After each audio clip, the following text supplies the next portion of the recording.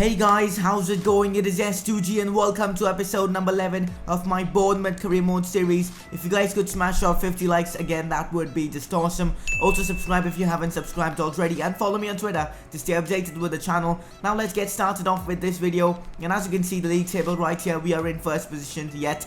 And this is just crazy, guys. I mean, imagine if we could win the Premier League in the first season itself. I know it's going to be difficult. I mean, if we do win this game against Arsenal, I really think we will win the Premier League. But that's going to be difficult because Arsenal aren't a pushover side. You can see they have 47 points in the Premier League already, which is pretty good. They're just 4 points behind us. But guys, before we get into those games, we now have a press conference to attend. So let's get this started. So the first question is, if Cook does accept the contract, who will you use as your first team player? Sergio, Gomez or Cook? Now, because I've been using Cook for quite a long time, I'll definitely go with Cook. Plus, he's higher rated as well. But it all depends on whether he accepts his contract or not. I doubt he will, but if he does, I'm glad to have him back in the side. But now let's move on to the next question. How much do you think Itube would cost? Now look at that, his value already is 13.5 million, and definitely he's not going to be coming for that cheap. I think he would cost like 22 to 25 million, but that would be a bargain in my opinion. Just look at the season he's having.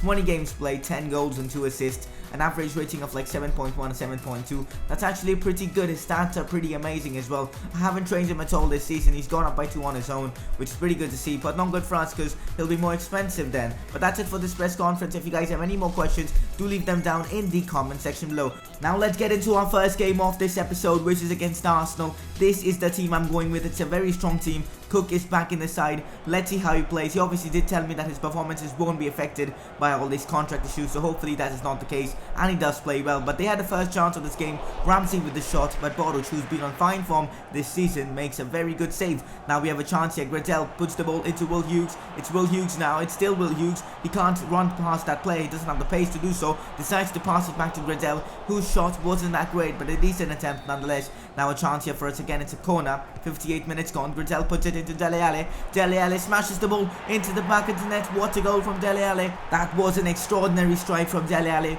We couldn't create too many chances in this game. We needed something special, and Dele Alli came up with it. What a pass that was from Gradel into Dele Alli. He waited and then just smashed the ball into the back of the net. Their keeper had no chance of saving it. I think we can win the league, guys. Now we have another chance here. It's Gradel with the ball. Can he finish off Arsenal? But Czech saves them. A decent save from him, and the score remains 1-0 to Bournemouth. But now Arsenal have a chance here. Santi Cazorla into Bellerin. It is still Bellerin. Bellerin puts it into Giroud. Wow, that was one hell of a finish from Giroud, and he scores, making it 1-0. This is going to be interesting now, and the game has come to an end, and it is 1-0 against Arsenal. It's not that bad a result. They're obviously a direct rival, so it doesn't mean a draw would be the end of things. Also, we do manage to keep our 4-point lead over Arsenal, which is really good to see. Unfortunately, Dele Alli has got himself injured, but thankfully he'll be out for like only 5 days, which is really good to see. I also asked the board for some additional transfer funds because I want to fund some contract deals such as of Cook and even, Gosling. So I've asked them 5 million. They agreed because we're doing so well in the Premier League. So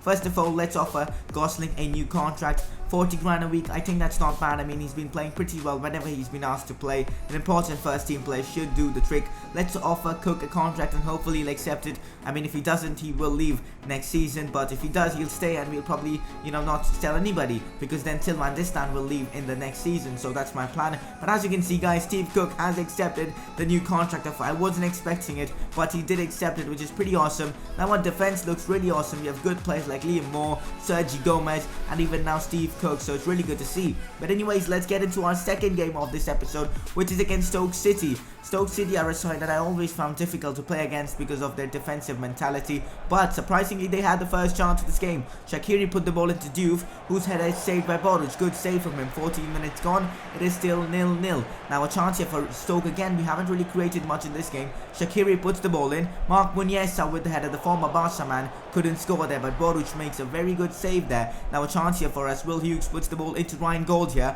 Gold plays it into Gradel. Gradel finds Dele Alli. That's a wonderful pass into Ali. Ali puts it into Gold. Gold takes a shot, but he skies it. That wasn't a good attempt from Ryan Gold, but definitely beautiful passing and builds up play before that attempt. Now we have another chance here. It's Callum Wilson with the ball, plays it back to Dele Alli. Dele Alli fakes Sidwell. Ali takes the shot, but it goes wide. Our midfield has become so strong since Dele Alli has arrived. He's brought in physicality as well as technicality to the midfield, which is really good to see. Here he is again, Dele Alli trying to get us the winner in the 90th minute of this game, but not possible. It is a draw. We've drawn another game, and this game, it was very weird. I mean, we created quite a few chances but couldn't finish.